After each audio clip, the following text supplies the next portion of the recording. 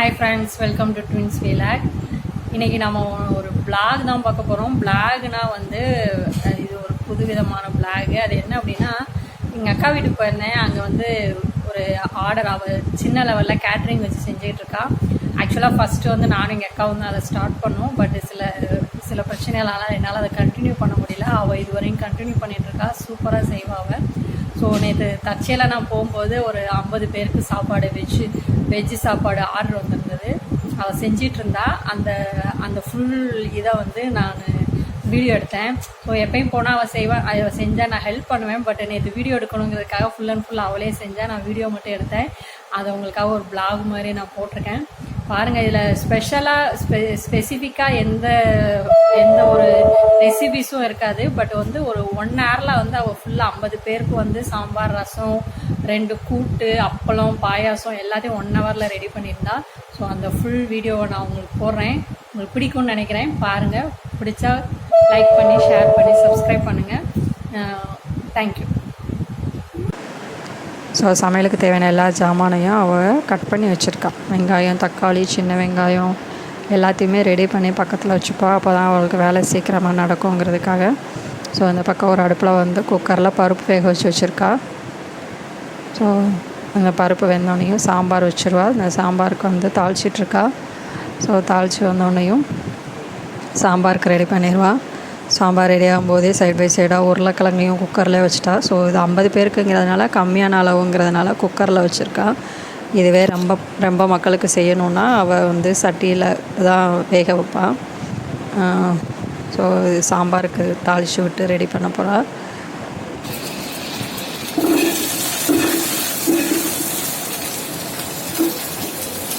So சின்ன வெங்காயம், பச்சை மிளகாய், கருவேப்பிலை எல்லாம் தாளித்து போட்டு தக்காளியும் போட்டு காய் போட்டு சாம்பார் வைக்கிறதுக்காக ரெடி பண்ணிகிட்ருக்கா.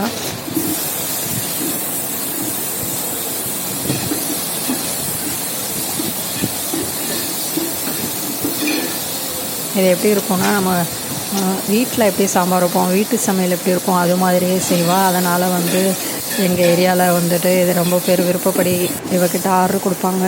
வீட்டு சமையல் மாதிரியே இருக்கும் அப்படிங்கிறதுக்காக மேக்ஸிமம் ஒரு தடவை வந்தால் மறுபடியுமே வந்து ஆர்டர் கொடுத்துக்கிட்டே தான் இருப்பாங்க. ஏன்னா வீட்டில் என்ன யூஸ் பண்ணுறாலோ, வீட்டில் என்ன பொடி யூஸ் பண்ணுறாலோ அதை யூஸ் பண்ணி தான் பண்ணுவாள். ஸோ டேஸ்ட் ரொம்ப நல்லாயிருக்கும். ஸோ முட்டைக்கோஸ் செஞ்சினத்துக்காக முட்டைக்கோஸையும் கட் பண்ணி வச்சுருக்கா. முட்டைக்கோஸு, கொத்தமல்லி இலை எல்லாத்தையுமே ஃபஸ்ட்டே அவள் கட் பண்ணி வச்சுருக்கா. ஸோ அந்த பக்கம் சாம்பாருக்கு எல்லாம் ரெடி ஆகிட்டுருக்கு. சாம்பார் காய் போட்டு சாம்பார் பொடி, மஞ்சள் பொடி எல்லாம் போட்டு சாம்பாரையும் கொதிக்க வச்சுட்டா. ஸோ அதில் பருப்பு எடுத்து ஊற்றினா சாம்பார் ரெடி ஆயிரும். ஸோ அந்த பக்கம் உருளைக்கிழங்கு வெந்தவுடனையும் அவள் அடுத்த டிஷ்க்கு ரெடி பண்ணிடுவாள். ஸோ அரிசி ஊற வைக்கிறதுக்காக அரிசி எடுத்து வச்சுருக்கா. ரசத்துக்கு வந்து அவள் அரைச்சி வச்சுருக்கா. அவள் எப்போயுமே ரசம் ஃப்ரெஷ்ஷாக தான் அரைச்சி வைப்பாள். ரசப்பொடியோ இல்லை எதுவுமே யூஸ் பண்ண மாட்டாள். ஸோ சாம்பார் ரெடி ஆகிடுச்சு. இந்த பக்கம் வந்து முட்டைக்கோஸுக்கு வந்து பருப்பு வேக வச்சுருக்கா. ஸோ அந்த பருப்பு ஒரு 50% வெந்தவுடனையும் அதில் முட்டைக்கோஸையும் போட்டு வேக வச்சு வடிச்சிட்டு அதுக்கப்புறம் தான் அவள் தாளிப்பாள். So sambar ready. இந்த பக்கம் முட்டைக்கோஸுக்கு வெந்துக்கிட்டு இருக்கு.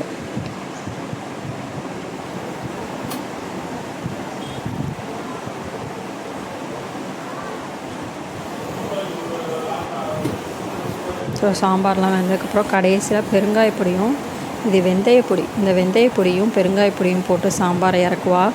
செம டேஸ்ட்டாக இருக்கும். அந்த வெந்தயப்பொடி போட்டாலே சாம்பாருக்கு ஒரு தனி டேஸ்ட் வரும். வீட்டில் வந்து வெந்தயத்தை வறுத்து அரைச்சி வச்சுருப்போம். வீட்டுக்கு அவள் யூஸ் பண்ணுறது அதே தான் அவள் சமையலுக்கும் ஆர்டருக்கும் யூஸ் பண்ணுவாள். So sambar ready. கொத்தமல்லி எல்லாம் போட்டு சாம்பாரை இறக்கிட்டாள். ஸோ மெயின் வேலை சாம்பார் தான். அதுவே சூப்பராக ரெடி ஆயிடுச்சு. ஸோ சாம்பாரை இறக்கிட்டு அவள் பாயாசத்துக்கு பாசிப்பருப்பு பாயாசம். ஸோ அதனால் பாசிப்பருப்பு வேக வச்சுருக்கா இந்த பக்கம். ஸோ பாசிப்பருப்பு வெந்துட்டுருக்கு. இது வெந்ததுக்கப்புறம் இதில் ஜவ்வரிசி போடுவாள். அப்புறம் இது வந்து முட்டைக்கோஸுக்காக பருப்பு வேக வச்சுருந்தா அதில் முட்டைக்கோஸை போட்டு வேக வைக்க போகிறா. ஸோ இது வந்து போட்டு வெந்த உடனேயும் இது லைட்டாக ரொம்ப வேக வேணாம், ஒரு 30% வெந்த உடனேயும் வடிகட்டிடுவாள்.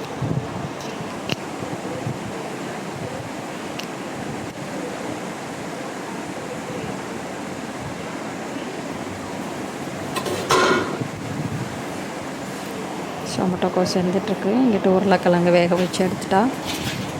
அந்த உருளைக்கிழங்க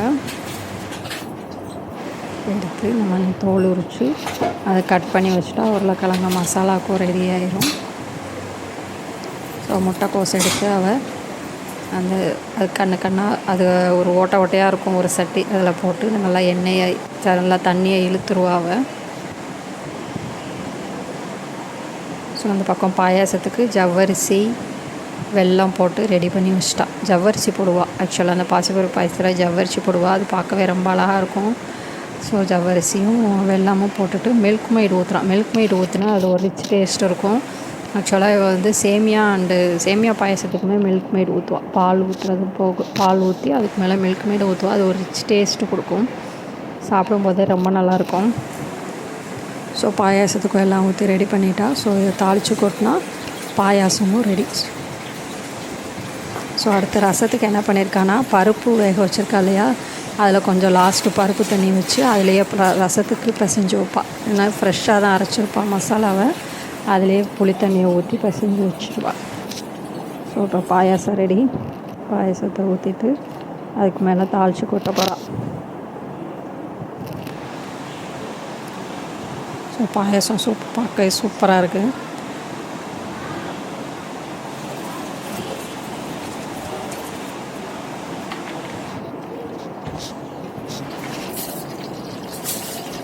அடுத்து ரசத்துக்கு தாளிக்க போகிறா. ரசத்துக்கு சீரகம் வெந்தயம்லாம் போட்டு கடுகு உளுந்தம் பருப்பெல்லாம் போட்டு தக்காளி வரமிளகாலாம் போட்டு வதக்கி விட்டு ரசத்துக்கு கரைச்சி வச்சதையும் ஊற்றி ரசத்தை கொதிக்க வச்சு இறக்கிடுவா. மல்லித்தலை மட்டும் போட்டு இறக்கிடுவா.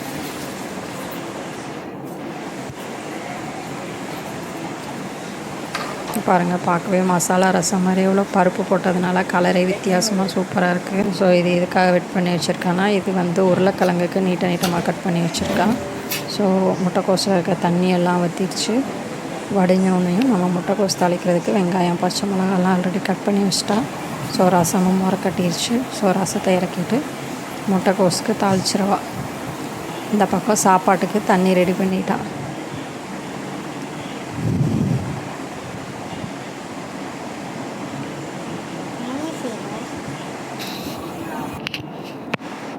ஸோ ரசம் ரெடி. மல்லித்தலை போட்டு ரசத்தை இறக்கிட்டா. இந்த பக்கம் அப்பளம் வறுத்துட்டு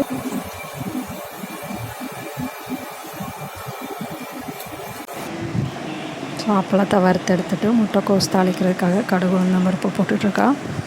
கடுகு உளுந்தம் பருப்பு போட்டு வெங்காயம் பச்சை மிளகா போட்டு முட்டைக்கோஸையும் போட்டு கடைசியில் தேங்காய் துருவி போட்டு வச்சுருவா முட்டைக்கோஸுக்கு. ஸோ கருவேப்பிலை போட்டு வெங்காயம் பச்சை மிளகா போட்டு வதக்கி விட்டுட்டு நம்ம வடிகட்டி வச்ச முட்டைக்கோஸையும் போட்டு தேங்காய் பூ போட்டால் முட்டைக்கோஸ் வெஞ்சோன்னா ரெடி. அந்த பக்கம் அரிசியை போட்டு சாப்பாடு வெந்துட்டுருக்கு. வெந்துருச்சான்னு பார்த்துட்ருக்கா. வெந்த உடனேயும் அதை வடிச்சிட்டோன்னா அடுத்து உருளைக்கிழங்குக்கு ரெடி பண்ணிடுவாள்.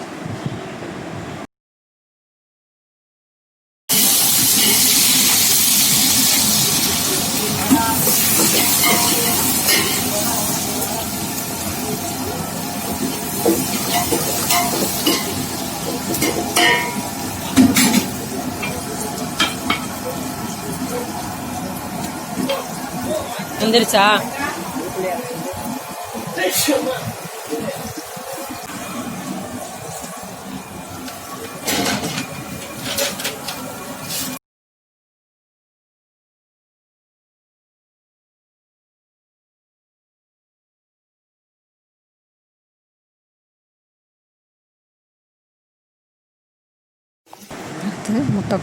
அடுத்து முட்டைக்கோஸை இறக்கிட்டு உருளைக்கிழங்கு தாளிக்க போகிறோம். உருளைக்கிழங்கு மசால் மாதிரி வைக்க போகிறோம்.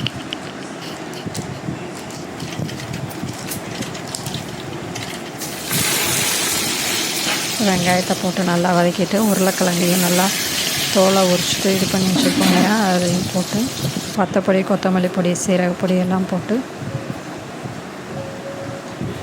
உருளைக்கிழங்கையும் போட்டு மசால் மாதிரி ரெடி பண்ணிடுவான். அது பார்க்கவே ரொம்ப சூப்பராக இருக்கும். டேஸ்ட்டும் அருமையாக இருக்கும். சிம்பிளாக பண்ணுற மாதிரி இருக்கும், ஆனால் டேஸ்ட்டும் சூப்பராக இருக்கும்.